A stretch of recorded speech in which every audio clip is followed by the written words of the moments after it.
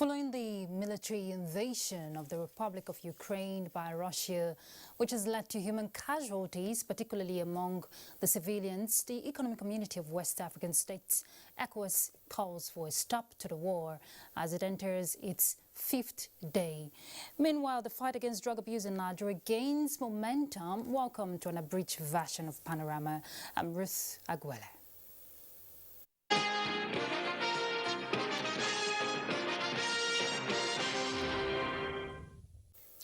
Let's remind you that you can follow this news broadcast live on our website nta.ng/live, and on YouTube channel you'll find us NTA News Online, on Twitter at NTA News Now. You can also visit our Facebook page NTA Network News, and on Instagram NTA Network for all the updates. The Ministry of Foreign Affairs has confirmed that 130 Nigerians are now safely in Bucharest, Romania, where they have been provided accommodation and will be documented and subsequently bring them back home. In a statement, Secretary of the Ministry, Ambassador Gabriel Aduda, also disclosed that Nigerian embassy officials at Budapest, Hungary, have received and accommodated 74 Nigerians safely, where they are being documented for subsequent travel arrangements back to Nigeria. The statement added that another batch of about 200 into the city of Budapest are expected this Monday. In Warsaw, Poland, where 52 Nigerians and 23 are being processed at the Polish government reception point at Hala Kijowska, which is actually near the border. The camp is well organized with beds and beddings, food, heating, clothing and medicals for the evacuees. The ministry also assures Nigerians that all of them are in safe hands and all hands on deck, and arrangements are being put in place to effectively evacuate Nigerian citizens in safety and dignity. The presidency describes as a proof of harmonious working relationship between the parliament and executive, President Muhammadu Buhari's assent to the Electoral Act 2022. Senior Special Assistant to the President on Media and Publicity, Garba Shehu, in a statement emphasized that more than anything else, the law underscores government commitment to ensuring free and fair elections, dignity of the citizens, opportunity and justice to all political participants, whether they are voters or candidates. Now, the law also provides for social empowerment and inclusion by limiting the influence of money in elections and raw power of incumbents to the disadvantage of opponents, while limiting electoral violence that works against the popular wish in a poll. He recalls the 2015 and 2019 elections as a landmark contest that leveled the political playing field between long-time incumbents and long-time opposition by sheer force of citizens. Admitting that no democratic system of elections is perfect, he says this does not remove the fact that there were inadequacies in electoral law, the persons which affected electoral practice.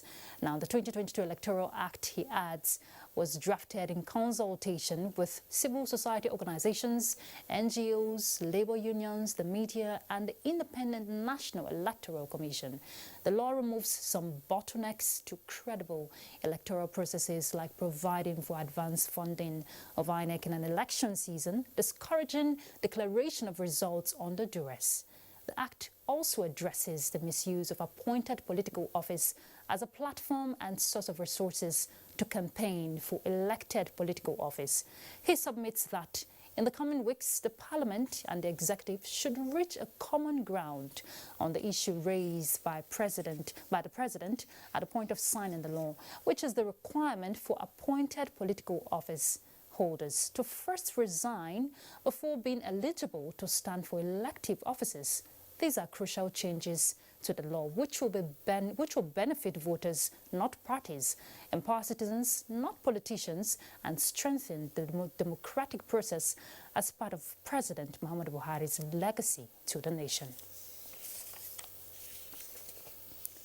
As the clock is ticking fast towards the consultation of the processes leading to the amendment of some sections of the 1999 Constitution, the Nigerian Labour Congress is mobilizing Nigerian workers to lend their voices to the ongoing process, expected to guarantee a yes vote. In support of local government autonomy, independence of judiciary and legislature, as the National Assembly begins voting on Tuesday and Wednesday this week. The advocacy by the Nigerian workers is expected to lobby members of the legislature to save grassroots democracy from total collapse by voting to enthrone the principles of separation of powers. Voting, we want overwhelming voting. We don't want even 99%. We want the members of the National Assembly, when they are voting tomorrow and next tomorrow, both the House of Rep and the Senate, on these issues, we want 100% of their vote to guarantee the independence of judiciary, to guarantee full autonomy for local government, and also to guarantee full autonomy to our legislatures. This is what will strengthen our democracy. And I think it's a patriotic call by Nigerian workers. We are going to actually name each person that failed actually to vote in this light. We will name and shame them at the end of the day. Correspondent Emmanuel Ayimero reports that the two-day advocacy by the leadership of NLC and workers to the National Assembly is to ensure the constitutional amendment takes into consideration the need for local government system to be revived to serve the people. INEC has advised political parties to adhere strictly to the timetable and schedule of activities as released by the Commission. INEC Chairman Professor Mahmoud Yakubu gave the advice in Abuja and also says the new Electoral Act comes with no extra financial burden. Any political party that fails to comply with the timelines provided for in the timetable and schedule of activities, particularly with respect to the conduct of party primaries and the nomination of candidates, will not be expected to nominate candidates to the Commission for election. Is there any extra cost? Not at this point. There is no extra cost attached to the implementation of the activities provided for by the Electoral Act 2022. All right, let's remind you that you can catch us on the go on our website. It's at nta.ng/live. On YouTube, you'll find us NTA News Online. On Twitter at NTA News Now. And on Facebook, just visit it and like it, NTA Network News. On Instagram, we are NTA Network. Let's go on a break. We're back.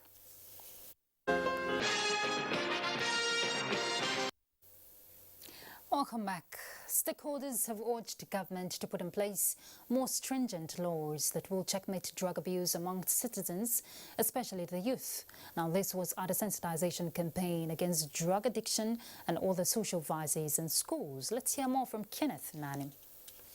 The National Orientation Agency is championing campaign on behavioral change among students to stem the tide of political thuggery, kidnapping, armed robbery, banditry, violent extremism and other social vices amongst the young people.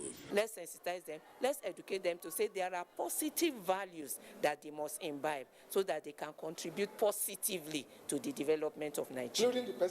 Attention of these young minds are being drawn to the impacts of drug abuse on the health and social well-being of individuals and the society at large.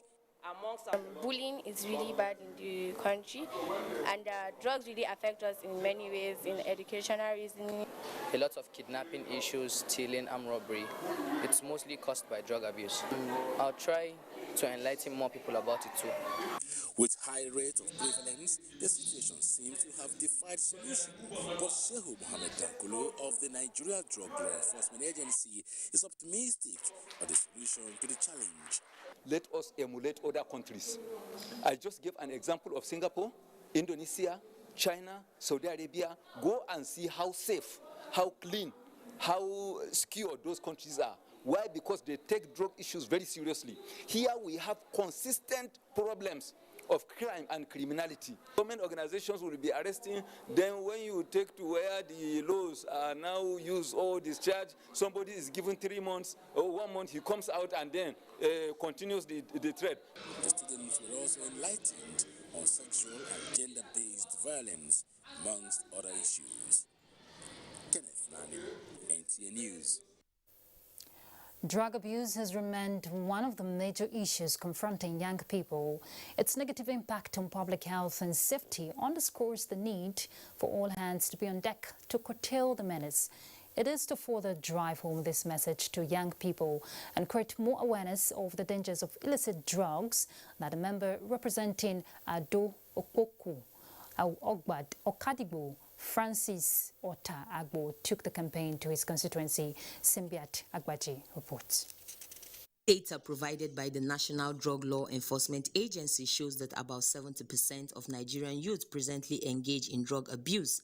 This statistic, stakeholders say, has taken a dimension that, if not checked, will have a devastating effect on the country. As a family, we need to show care. We need to show support. We don't need to send them away. We don't need to cast them away, because drug problem is more of a mental problem, and they need our support to come out of the problem. It is to enlighten key players and increase their knowledge on the dangers associated with commonly abused drugs that the member representing Ado Okpoku Ogbadigbo, Francis Otagbo, took the anti-drug abuse campaign to the grassroots.